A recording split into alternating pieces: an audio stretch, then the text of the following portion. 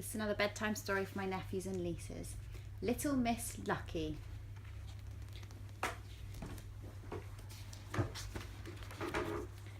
Little Miss Lucky, as I'm sure you know, is the luckiest person in the world.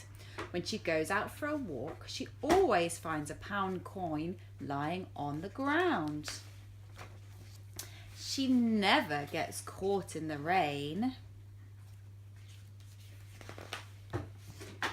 And even when things go wrong, she is lucky. The other week, she locked herself out of the horseshoe cottage where she lives.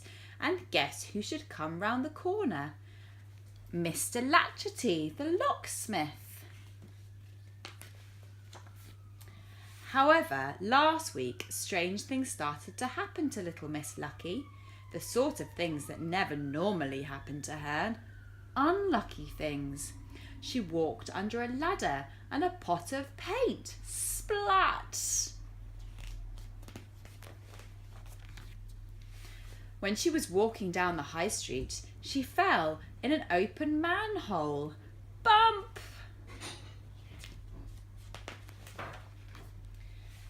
And as she was passing someone's garden, she was soaked by a sprinkler. Splash! Little Miss Lucky could not understand what was going on. But have you noticed anything? Have you noticed anyone new nearby when these unlucky things happen? That's right. There's some small troublemakers are playing tricks on her.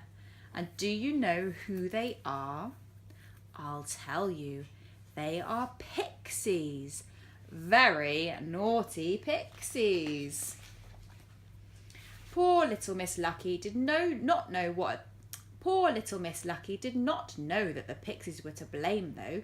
She thought that her luck had run out. She was so worried that she went to see Dr. Make-You-Well. But the doctor was not there, and nobody knew what had happened to him. More bad luck, thought little Miss Lucky to herself.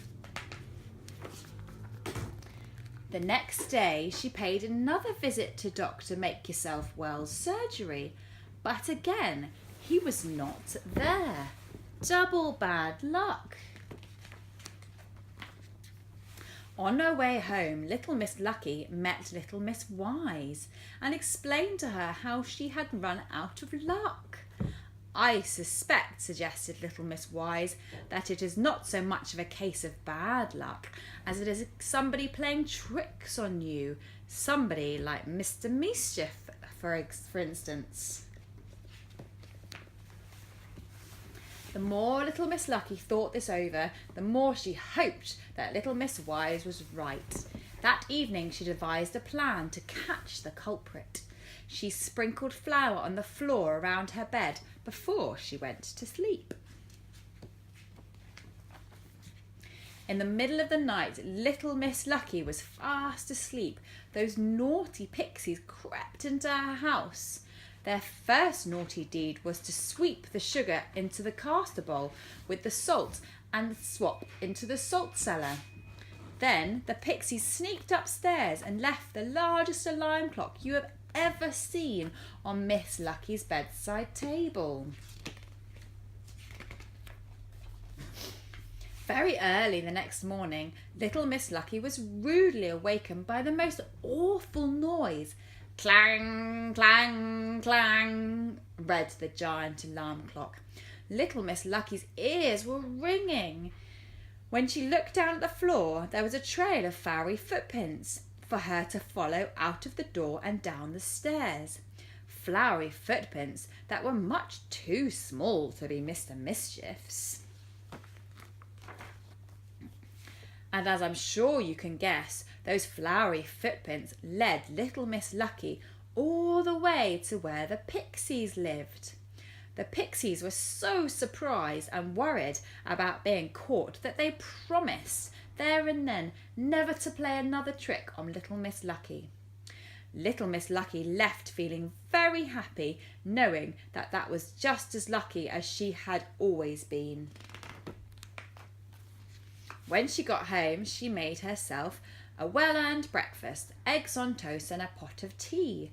She was so busy thinking about the pixies that without realising, little Miss Lucky poured salt into her tea and sugar on her eggs. But you know what she didn't, did she? Because of the naughty pixie's nighttime tricks, her breakfast was not spoilt at all. Now that's what I call lucky. Night-night.